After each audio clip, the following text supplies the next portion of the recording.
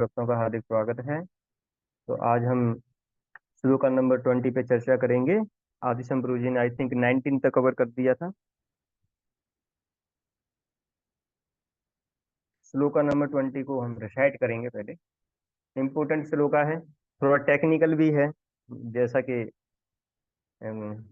Last classes से हमको शरीर और आत्मा के बारे में सुनने को मिल रहा होगा काफी बार। आगे भी 30वें श्लोका तक भगवान जो है अर्जुन को आत्मा और शरीर के बीच में जो संबंध है उसके बीच में उसका ज्ञान दिए हैं अर्जुन को। तो सेम नॉलेज, ऐसा लग सकता है कि वही चीज रिपीट हो रही है, लेकिन अच्छा है। श्लोक नंबर 20। ना जायते मृत्यते वा कदाचिन नायं भूत्वा भविता वा न भूयात् अजो नित्य शाश्वतोऽयं पुराणो ना हन्यते हन्यमाने शरीरे। अनुवाद।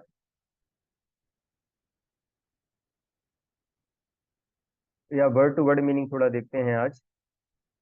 न, नेवर। जायते, टेक्स बर्थ। मृते, मृते डाइज। वा, आइदर। कदाचित, at any time. At any time means past, present और फ्यूचर। न, नेवर। अयम, दिस। भूतवा, हैविंग कम इनटू बीइंग। भविता, विल कम टू बी। वा, और। न, नॉट। भूय, और is again coming to be. अज, अनबॉर्न। नित्य, इटर्नल। शाश्वत, परमानेंट। अयम, एक मिनट, शाश्वतः, परमानेंट। अयम, दिस। पुराणः, ओल्डेस्ट। न, नेवर। हन्यते, इज किल्ड। हन्य माने बीइंग किल्ड। शरीरे, द बॉडी। तो ट्रांसलेशन। तो हिंदी वाला भगवद गीता मेरे पास में है नहीं, तो इंग्लिश में ही मैं पढ़ूंगा इसको। For the soul there is neither birth nor death at any time. He has not come into being, does not come into being, and will not come into being. He is unborn, eternal, ever existing, and primeval. He is not slain when the body is slain. शिला प्रभुपाद जी के द्वारा परपुट। तो इसको भी मैं English में पढ़ना चाहूंगा। Qualitatively, the small atomic fragmental part of the Supreme Spirit is one with the Supreme. He undergoes no changes like the body. Sometimes the soul is called steady or kutastha. The body is subjected to six kinds of transformations. It takes its birth from the womb of mother's body, remains for some time, grows, produces some effects, gradually dwindles, and at last vanishes into oblivion. The soul, however, does not go through such changes. The soul is not born, but because it takes on a material body, the body takes its birth. The soul does not take birth there, and soul does not die. Anything which has birth also has death, and because soul has no birth, he therefore has no past, present, or future. He is eternal, ever existing, and primeval. That is, there is no trace in the history of his coming into being under the into being. Under the impression of the body, we seek the history of the birth, etc. of the soul. The soul does not at any time become old as the body does. The so-called old man therefore feels himself to be in the same spirit as in his childhood as or youth. The changes of the body do not affect the soul. The soul does not deteriorate like a tree, nor anything material. The soul has no byproduct either. The byproducts of the body, namely children, are also different individual souls, and owing to the body, they appear as a children of a particular man. The body develops because of the soul's presence, but the soul has neither offshoots nor change. Therefore, the soul is free from the six changes of the body. In the Katha Upanishad, we also find a similar passage which reads, Na jayate mirrete va vipaschin bhutaschinna बभूव कश्चित अजो नित्य शाश्वतोयम पुराणो न हन्यते हन्यमाने शरीरे. तो भगवद गीता के सिमिलर है ये भी श्लोक. This meaning and purport of this verse is same as in the Bhagavad Gita, but here in this verse there is one special word, vipaschita, which means learned or with the knowledge. The soul is full of knowledge or full always because always with the consciousness. Therefore, consciousness is the symptom of the soul. Even if one does not find the soul within the heart where he is situated, one can still understand the presence of the soul simply by presence of the consciousness. Sometimes we do not find the sun in the sky onto the clouds or for the some other reason, but the light of the sun is always there, and we are convinced that it is there. It is there for daytime. As soon as there is a little light in the sky early in the morning, we can understand that the sun is in the sky. Similarly, since there is some consciousness in all bodies, whether man or animal, we can understand the presence of soul. This consciousness of the soul is, however, different from the consciousness of the Supreme, because Supreme consciousness is all knowledge, past, present, and future. The consciousness of the individual soul is prone to be forgetful. When he is forgetful of his real nature, he obtains education and enlightenment from the superior lessons of the Krishna. But Krishna is not like forgetful soul. If so, Krishna's teaching of the Bhagavad Gita would be useless. There are two kinds of souls, namely the minute particle soul, Anu Atma, and the super soul, Vibhu Atma. This is also confirmed in the Katha Upanishad in this way. रणोरणीयान् महतो महीयान् आत्मस्य जन्तुर्निहतो गुह्याम् समकर्तुः पश्यते वितः शोको धातु प्रसादान् महिमानाम् आत्मनः. Both the super soul Paramatma and the atomic soul Jivatma are situated on the same tree of the body within the same heart of the living being, and only one who has become free from all material desires as well as lamentations can, by the grace of the Supreme, understand the glories of the soul. Krishna is the fountainhead of the super soul also, as it will be disclosed in the following chapters, and Arjuna is the atomic soul, forgetful of real nature. Therefore, he requires to be enlightened by Krishna or by his bona fide representative, the spiritual master. Hare Krishna. Srila Prabhupada की जय. ओमज्ञान्तिमिरान्धस्य ज्ञानाञ्जनशलाकया चक्षुरुन्मिलितं येन तस्मै श्रीगुरवे नमः. श्रीचैतन्यमनोभीष्टं स्थापितं न भूतले स्वयं रूपा कदा मह्यं ददाति स्वपदान्तिकम्. वन्देऽहं श्रीगुरो श्रीयुतापत्कमलं श्रीगुरून् वैष्णवं च श्रीरूपं साग्रजातं सहगणा रघुनाथान्वितं तं सजीवम् साद्वैतं सावधूतं परिजनासहितं कृष्णचैतन्यदेवं श्रीराधा कृष्णपादान् सहगणा ललिता श्रीविशाखान्वितां च. नमो ॐ विष्णुपदाय कृष्णपृष्ठाय भूतले श्रीमते भक्तिवेदान्त स्वामिनीति नामिने. नमस्ते सरस्वती देवे श्रीगौरवाणी प्रचारिणे निर्विशेष शून्यवादी पाश्चात्यदेशतारिणे.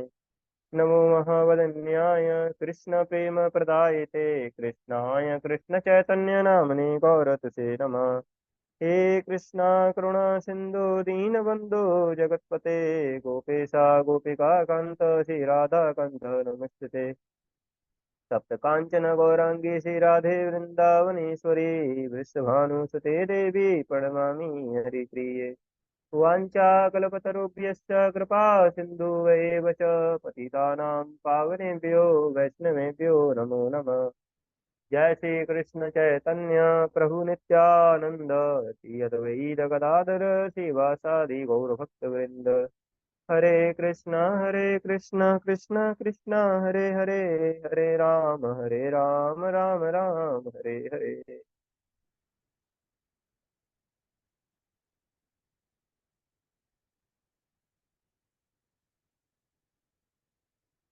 हरे कृष्णा। तो सभी भक्तों का भगवद गीता क्लास में हार्दिक स्वागत करते हैं। तो आज की जो चर्चा है तो 20वें श्लोक के ऊपर की जाएगी।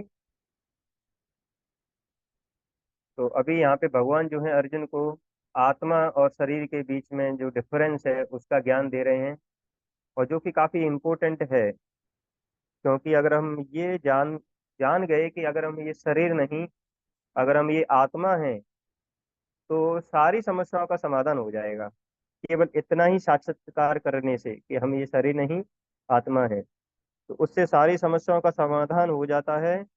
और अगर अगर हमको अपनी लाइफ में ब्लिस चाहिए, मतलब अगर सोल को अगर आपको ब्लिस देना है, तो फिर भगवान की सेवा में एंगेज कर देंगे तो पूरा जो हमारा जीवन है वो ब्लिसफुल बन जाएगा।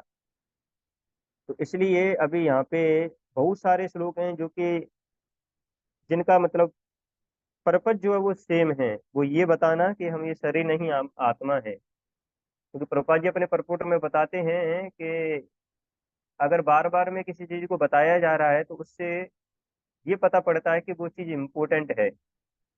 कोई भी चीज महत्वपूर्ण होती है तो उसको बार बार बताया जाता है। और या कोई चीज महत्वपूर्ण है तो हमको बार बार सुनना भी चाहिए। क्योंकि जब हम बार बार में सुनेंगे, बार बार में किसी को बताएंगे, तो हमारा ये जो लट्टू है वो जलेगा थोड़ा, जो माइंड का जो बल्ब है वो थोड़ा जलेगा। क्योंकि वो बार बार में उसी को रिपीट किया जाएगा ना। क्योंकि कभी भी हम एक बार चीजों को सुन लेते हैं, भूल जाते हैं, है ना। 2 बार सुनेंगे भूल जाएंगे, पर लेकिन चीजों को जब हम बार बार करते हैं, बार बार सुनते हैं, तो चीजें क्या रहती हैं, थोड़ी याद हो जाती हैं। तो जब याद हो जाएंगी, तो जब जरूरत पड़ेगा तो वो याद आ जाएगा। जैसे हमारा फोन नंबर है ना, तो हमको सबके फोन नंबर याद नहीं रहते हैं, पर लेकिन अपना फोन नंबर याद रहता है ना। क्योंकि वो बार बार किसी को बताना पड़ता है तो वो याद हो जाता है ना। ऐसे ही कुछ व्यक्ति जो हमारे साथ में रहते हैं उन सबके हमको नाम याद हो जाते हैं, है ना। पर लेकिन क्या है कि अगर आपको कोई पहली बार मिला है तो ऐसा हो सकता है कि आप उसका नाम भूल जाएं कुछ समय बाद। पर लेकिन जो साथ में रहते हैं, हमको नाम याद हो जाते हैं। तो यहाँ से हमको ये पता पड़ता है, जैसे स्टूडेंट की लाइफ में भी हम देख सकते हैं कि वो जो महत्वपूर्ण क्वेश्चन होते हैं उनको बार बार में करता है। क्यों करता है? क्योंकि उसको ये पता रहता है कि भाई एग्जाम मेरे को देना है, एग्जाम में ये सारी चीजें याद आनी चाहिए। अगर एग्जाम में याद नहीं आया तो पढ़ना तो यूजलेस हो जाएगा ना।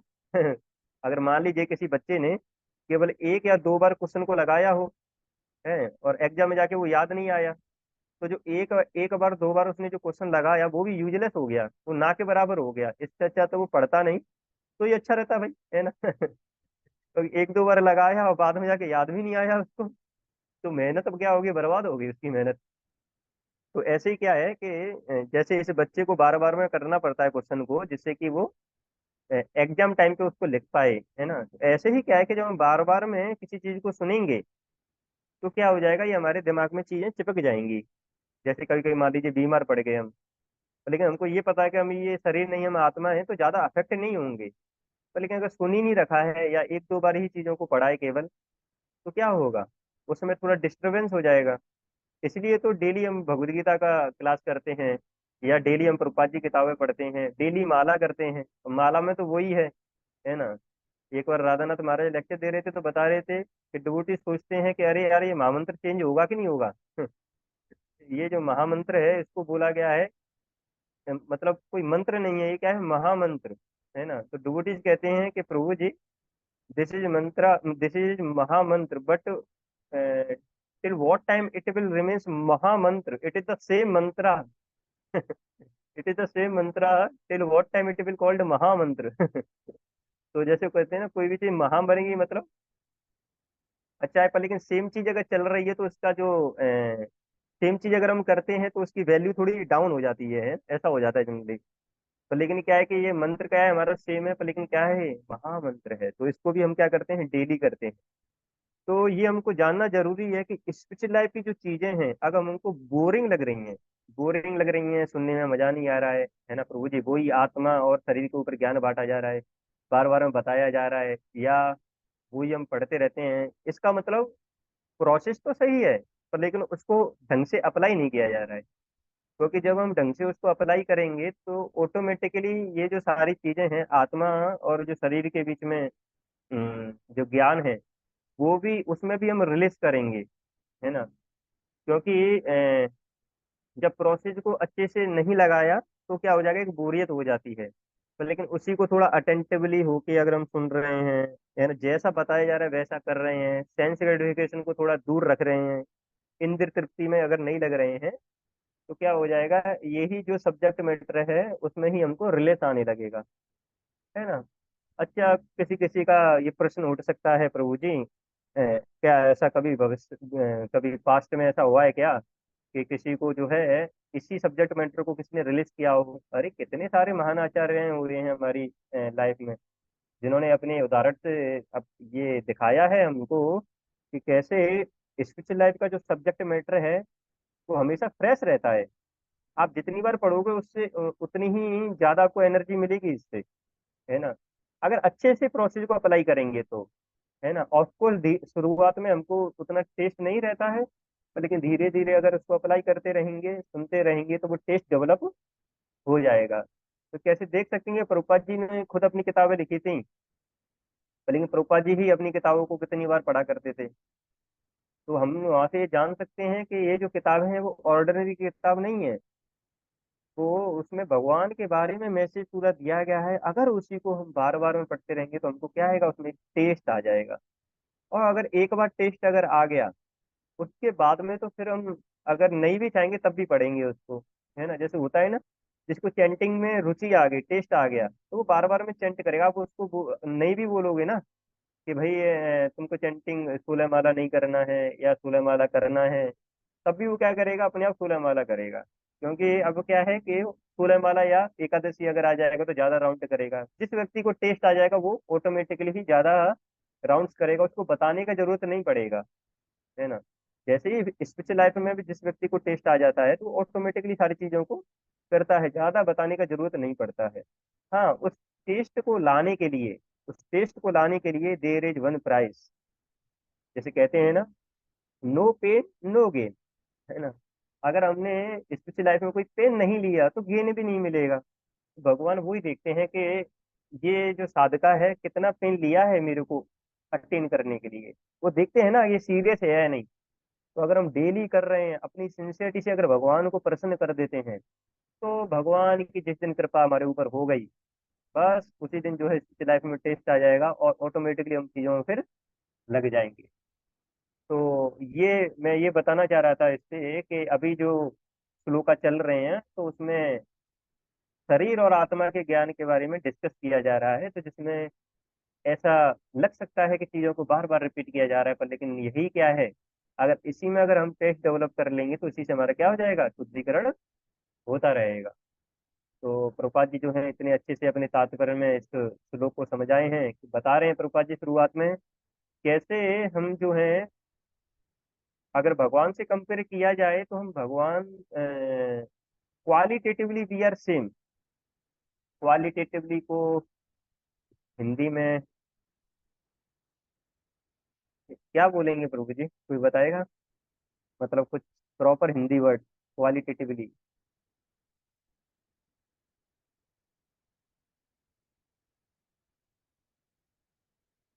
चलो कोई नहीं,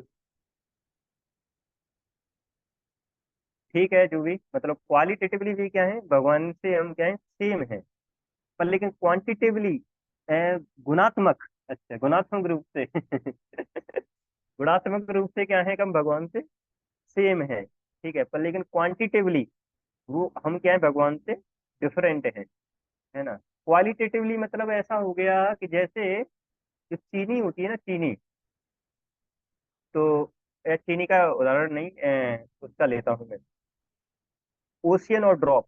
रूपा जी बताते हैं ओशियन और ड्रॉप का एक एग्जांपल बताते हैं कैसे, अगर ओशियन में से अगर आपने कुछ पानी की बूंदें निकाल ली, तो उसका जो केमिकल कंपोजिशन है, केमिकल फॉर्मूला जो निकल के आएंगे या कुछ भी आप रिसर्च करिए, तो जो ओशियन के ऊपर आपको रिसर्च से मिलेगा और जो आप उस ड्रॉप के ऊपर रिसर्च करोगे वो सेम रहेगा। मतलब जो ड्रॉप में जो क्वालिटी है और जो ओशियन की क्वालिटी है वो क्या है, सेम है। जैसे अगर ओशियन में से आपने पानी पिया तो खारा लगेगा। अब ओशियन में से जो आपने कुछ ड्रॉप निकाली थी उसको भी अगर आप चखेंगे तो कैसा लगेगा, मीठा नहीं लगेगा, खारा ही लगेगा वो। तो क्वालिटेटिवली क्या है कि हम भगवान से बराबर है क्वालिटेटिवली, है ना। जैसे प्रभुपाद जी एक और उदाहरण लेते हैं, अगर आप गोल्ड माइन से कुछ गोल्ड निकालेंगे तो ये जो गोल्ड आपने निकाला है, तो गोल्ड में जो प्रॉपर्टी है वही प्रॉपर्टी आपको गोल्ड माइन में जो गोल्ड होगा उसमें भी सेम प्रॉपर्टी रहती है।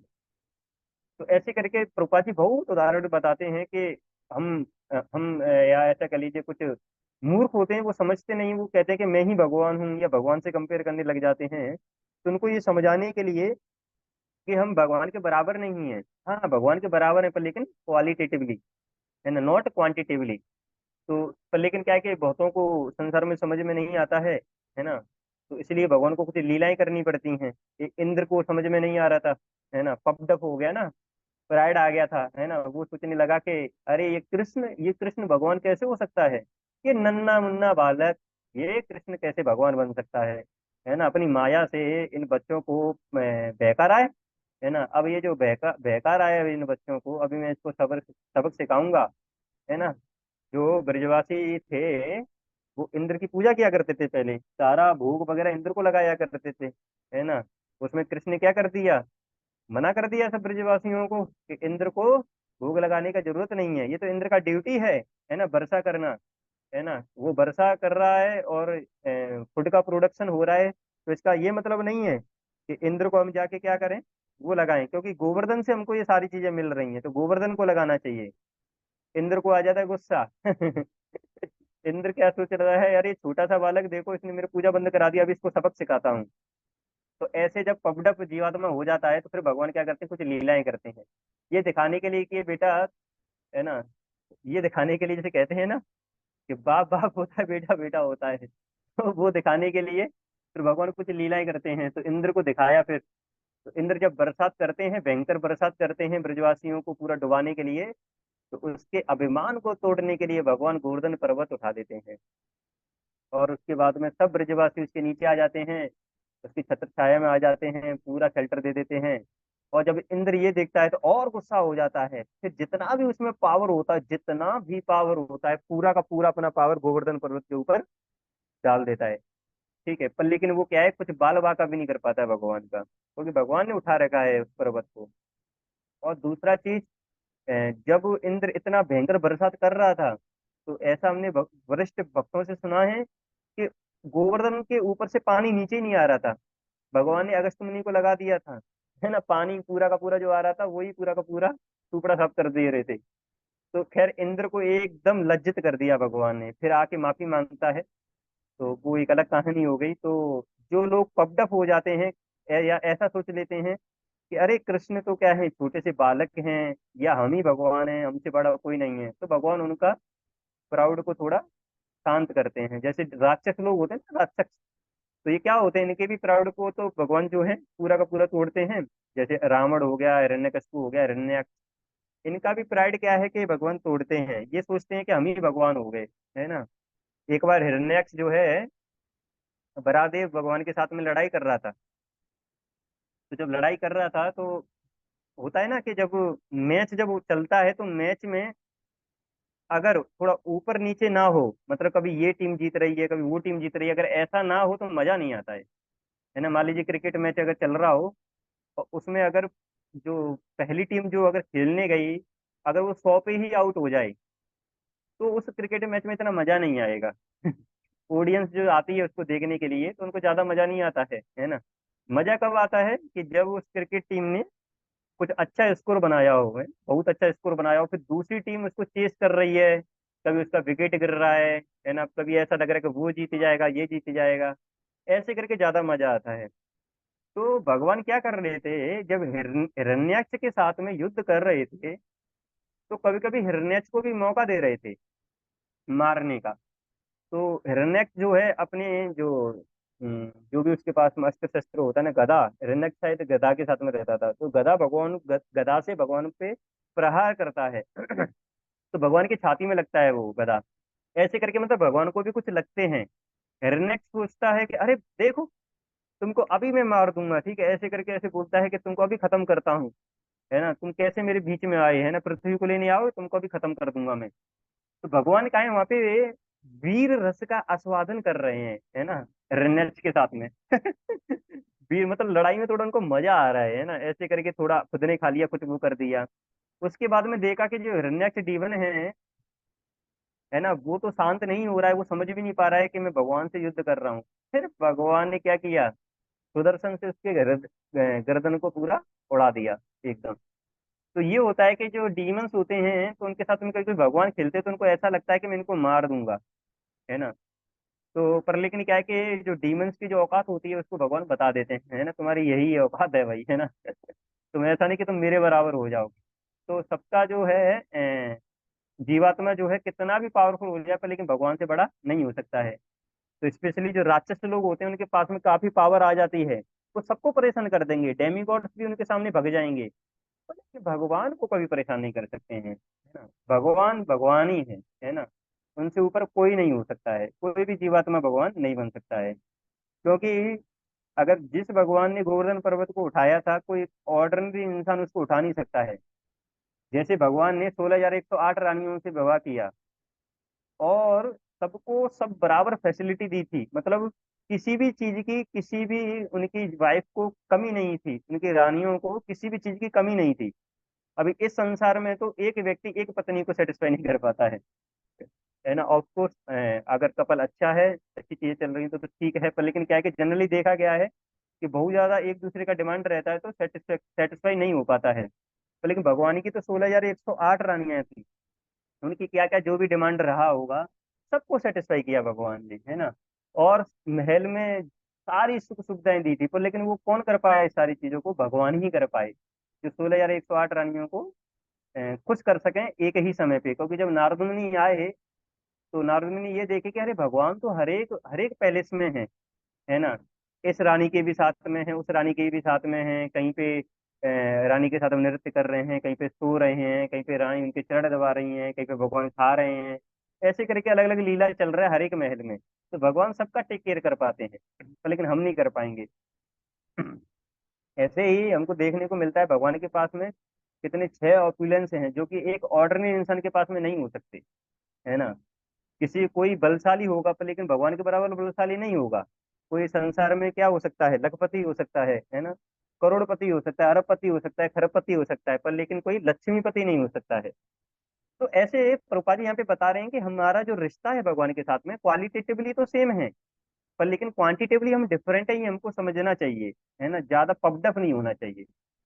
उसके बाद में प्रभुपाद जी जो है थोड़ा और परपुट में बताते हैं कि कैसे जीवात्मा जो जन्म लेता है, जन्म लेने के बाद में उसका थोड़ा ग्रोथ होता है ना, 6 स्टेजेस ऑफ आवर लाइफ, है ना, जिसमें बच्चा जन्म लेगा, जन्म के बाद में थोड़ा बड़ा होगा, ग्रोथ होगा उसका, उसके बाद में मेंटेनेंस वाला आ जाता है ना, युवा अवस्था जो होती है।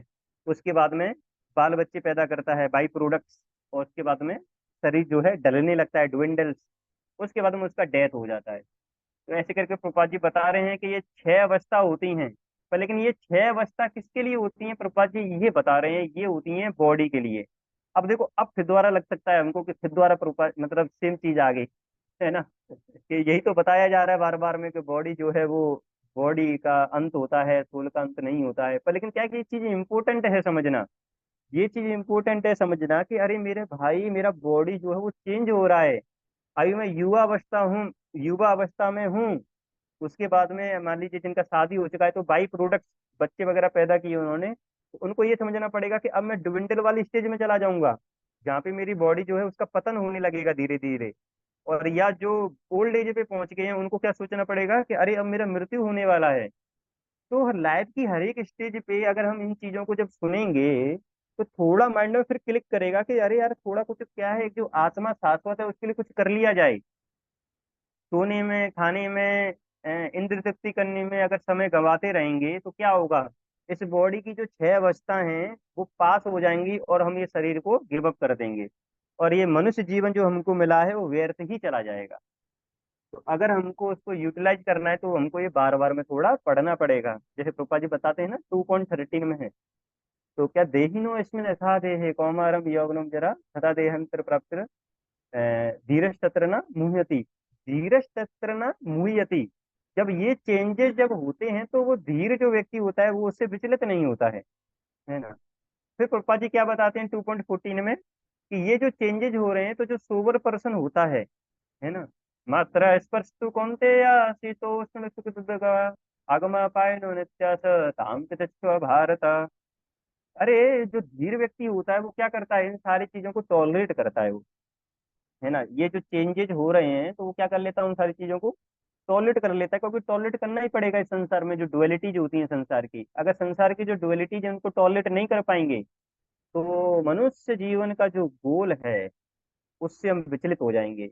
मनुष्य जीवन का जो गोल है उससे विचलित हो जाएंगे, तो हमको क्या करना पड़ेगा, टॉलरेट करना पड़ेगा। जैसे अभी परसों के दिन हिज ग्रेस कुशल गोविंद प्रभु जी अभी वॉइस में आए हुए हैं, ट्रिपल एम वॉइस में, तो वो भी क्लास लिए थे।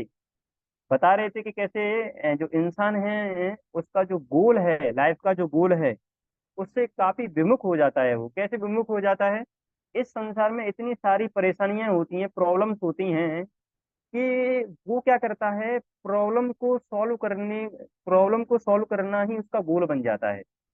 मतलब प्रॉब्लम आई उसके पास में, अब उसको सॉल्व सॉल्व करना है, तो वो क्या कर लेता है, इसको गोल बना लेता है।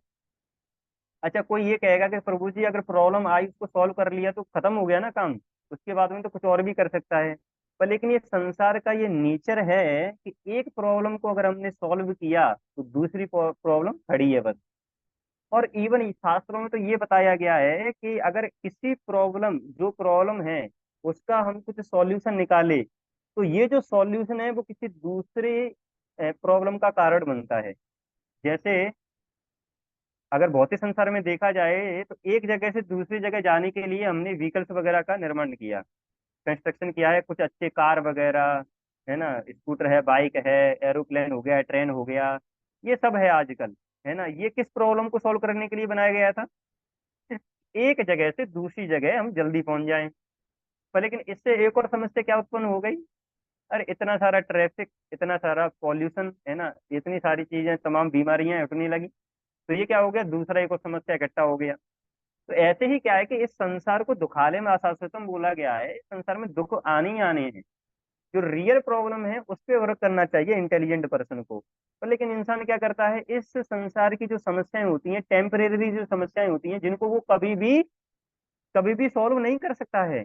हाँ टेक केयर हमको करना है, पर लेकिन जो हमारा गोल ऑफ लाइफ है उससे विचलित नहीं होना है।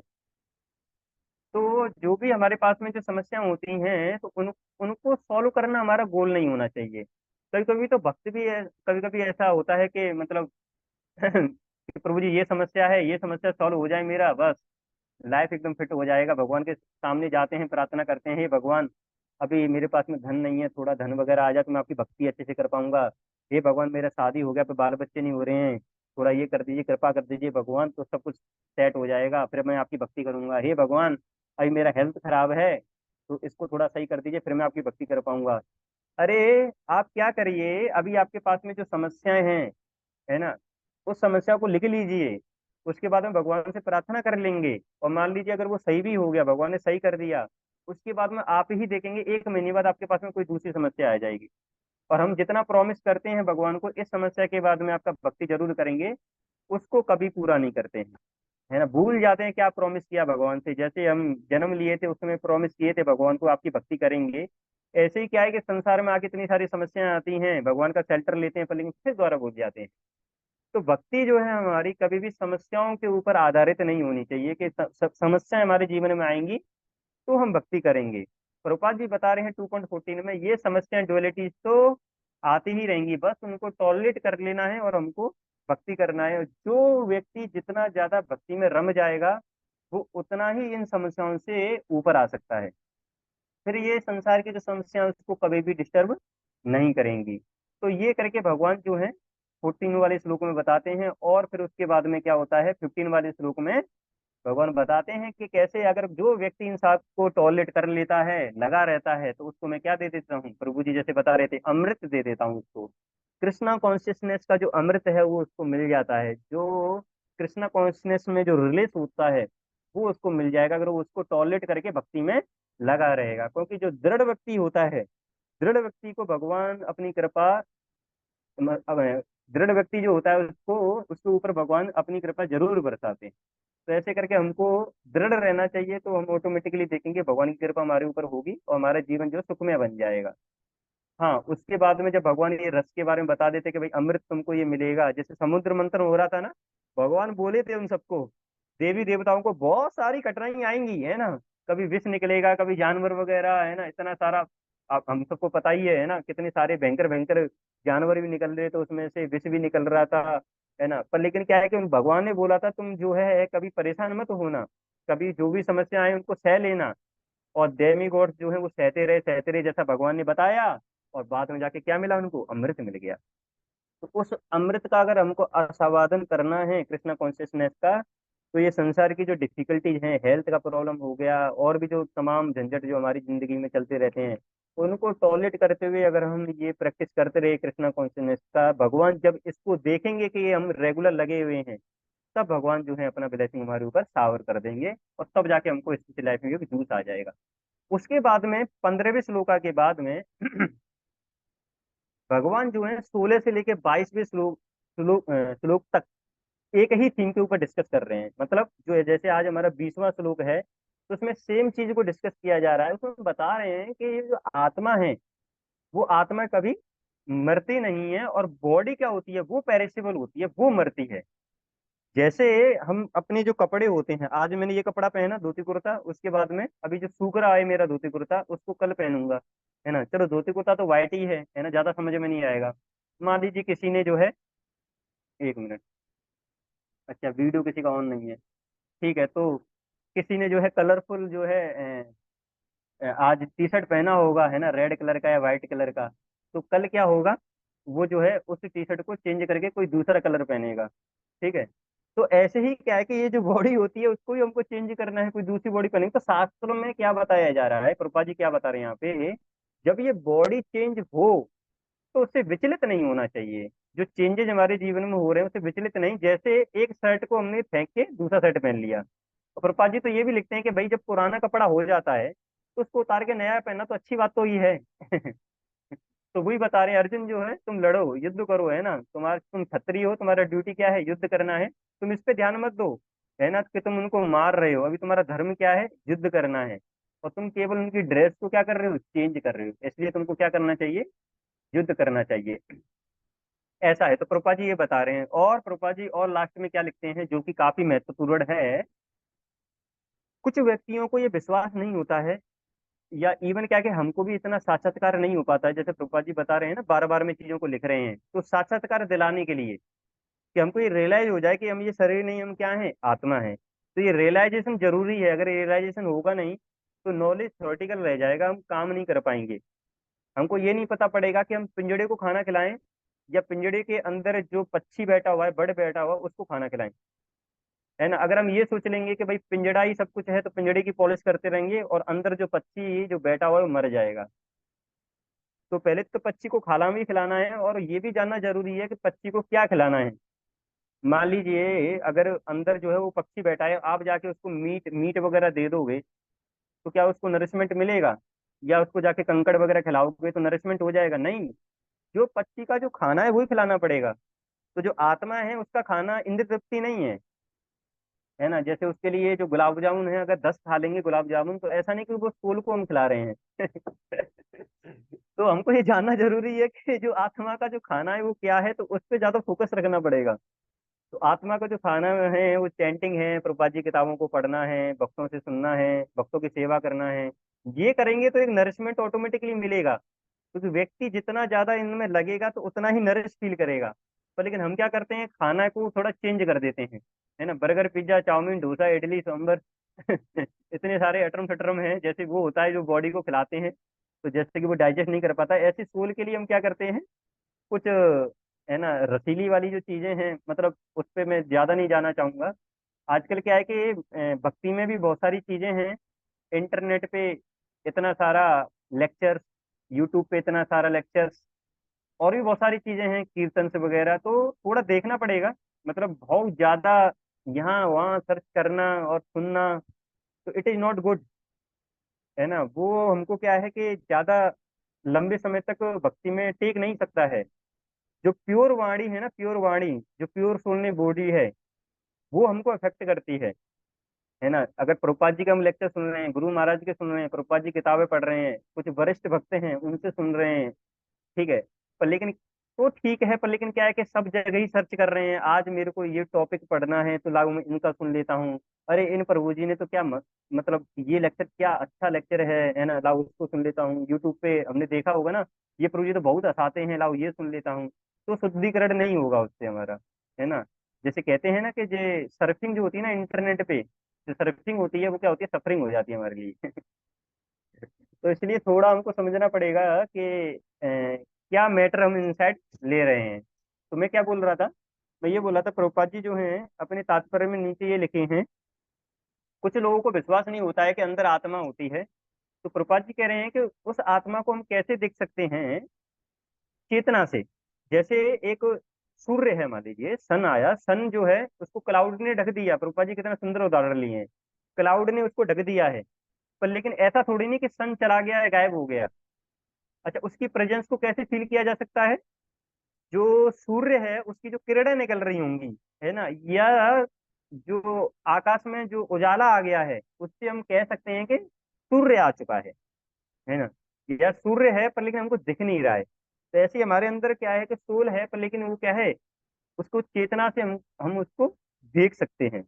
और दूसरा चीज क्या है कि प्रभुपाद जी ये भी बता रहे हैं कि हमको ये भी देखना पड़ेगा, मतलब लास्ट में जाके लिख रहे हैं कि जो भगवान है, भगवान की चेतना और हमारी चेतना में काफी डिफरेंस है। मतलब एक डिफरेंस हम यहाँ से भी देख सकते हैं कि भगवान और हमें काफी अंतर है ना।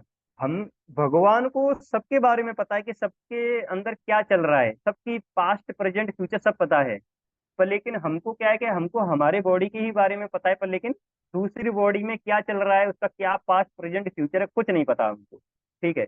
हमको केवल अपने शरीर के बारे में पता है, और अपने बारे मतलब अपने शरीर के बारे में भी पूरा नहीं पता, है ना। हमको नहीं पता कि अंदर का मैकेनिज्म क्या है, कैसे खाना पच रहा है, जठराग्नि कैसे उसको पचाती है, ठीक है, किडनी वगैरह कैसी है, अंदर वगैरह ज्यादा हमको नॉलेज नहीं है ना। कितने सारे इंसेक्ट हैं, कितनी सारी जीवात्माएं हमारे अंदर होंगी, हार्ट का फंक्शन कैसे चल रहा है, बहुत सारी ऐसी चीजें हमको पता ही नहीं, इस बॉडी में कैसे चल रही हैं चीजें, है ना। तो हमको अपनी बॉडी के बारे में भी इतना ज्ञान नहीं है, तो दूसरे के बारे में क्या ज्ञान होगा।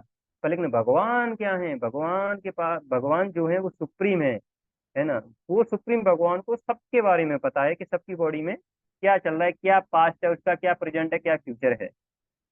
तो ये प्रभुपाद जी बता रहे हैं। और दूसरा चीज, जैसे सोल का जो सिम्टम है वो चेतना है, तो हमको क्या करना पड़ेगा, थोड़ा चेतना पे वर्क करना पड़ेगा।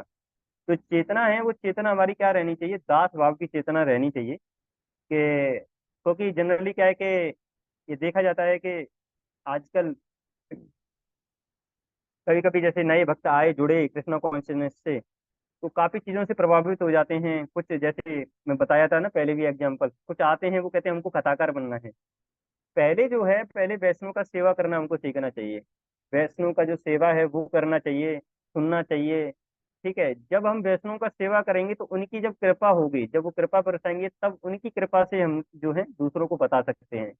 केवल अगर हम दूसरों को बता रहे हैं केवल ऐसा, उसका मतलब ये नहीं है कि वो नॉलेज और रिलायड बन गई है, वो सेवा से बनता है। तो हमारी जो चेतना है वो थोड़ा शुद्ध होना चाहिए अंदर का, है ना, दास भाव में होना चाहिए कि हम दूसरों को सेवा कर रहे हैं, है ना। इवन क्या है कि जो भी लेक्चर वगैरह अगर हम लेते हैं तो वो भी क्या है कि सेवा ही है, भगवान के बारे में थोड़ा डिस्कस कर रहे हैं। और दूसरा, हम दूसरों को नहीं बता रहे हैं, उनका उद्धार नहीं कर रहे हैं, ये खुद अपना हम उद्धार कर रहे हैं। कि जो आज मैं डिस्कस कर रहा हूँ या कोई भी प्रीचर डिस्कस कर रहा है, तो उसका मतलब है कि वो खुद के लिए है।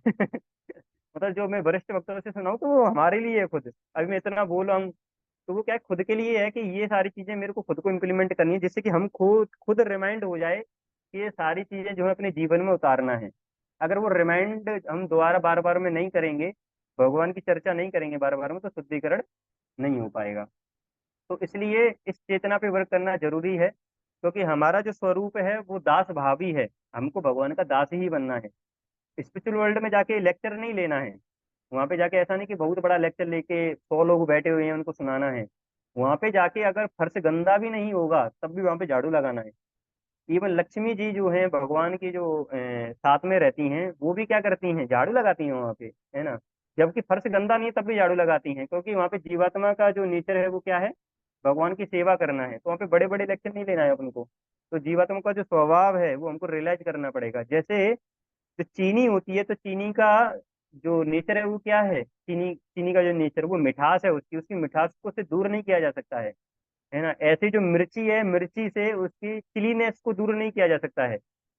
लेमन से उसकी बिटरनेस को दूर नहीं किया जा सकता है। ऐसे ही जीवात्मा से, जो जीवात्मा है, जो सोल है, उससे उसका जो सर्विंग जो नेचर है, सर्वेंट नेचर, उसको दूर नहीं किया जा सकता है। तो हम देख सकते हैं कि संसार में सब लोग जो हैं कुछ ना कुछ तो सेवा कर ही रहे हैं, है ना। प्राइम मिनिस्टर है तो पूरी कंट्री का सेवा कर रहा है ना। इवन क्या है कि अगर कुछ लोग हैं, अगर उनको कोई सेवा करने के लिए नहीं मिलता है तो वो क्या करते हैं, कुत्ते बिल्ली का ही सेवा करने लगे जाते हैं। अपने घर में कुत्ता पाल लेंगे, उनका सेवा करने लगे जाते हैं। देखा है ना, कैसे गाड़ी में कुत्ता वगैरह लेके जाते हैं। है ना। एक वो कुत्ता जो है उसके उस पे सीट पे बैठा रहेगा, कभी मान लो यूरिन कर दिया तो फिर उसको साफ करेगा। वेस्ट में तो ऐसा ही है। अगर कुत्ते ने पोटी कर दिया, है ना, स्टूल पास कर दिया रोड पे, तो उसको आपको ही साफ करना पड़ेगा। पता नहीं कि आप कुत्ता आपको सर्व कर रहा है या आप कुत्ते को सर्व कर रहे हैं। तो लेकिन क्या है, जीवात्मा का वो नेचर है ना सर्व करना, तो करेगा ही। तो ऐसे करके इस वाले श्लोक में काफी इस चीज पे इम्फेसिस किया गया है। इसके बाद में जो अगला श्लोक है उसमें भी सेम थीम है कि जो सोल है उसकी प्रॉपर्टी को फिर द्वारा बताया गया है। और प्रभुपाद जी के प्रपोर्ट में बहुत सुंदर सुंदर चीजें लिखी हुई हैं। तो अभी तो समय हो गया है, किसी का अगर कोई प्रश्न है तो वो पूछ सकते हैं। हरे कृष्ण।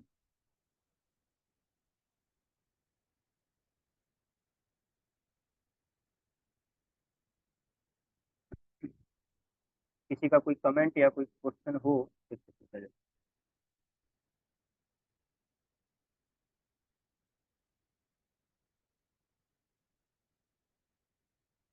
ठीक है, तो यहीं पे जो है ये भगवद गीता जो है 2.20 में सोल के बारे में काफी चर्चा की गई है। तो बेसिकली इसका मेन थीम वही था, ना हन्यते हन्यमाने शरीरे। तो जैसे बॉडी पेरिस हो जाती है पर लेकिन सोल कभी पेरिस नहीं होती है। और अगले श्लोक भी उसी के ऊपर है। देखते हैं। हरे कृष्ण। सीधा प्रभुपाद जी की जय।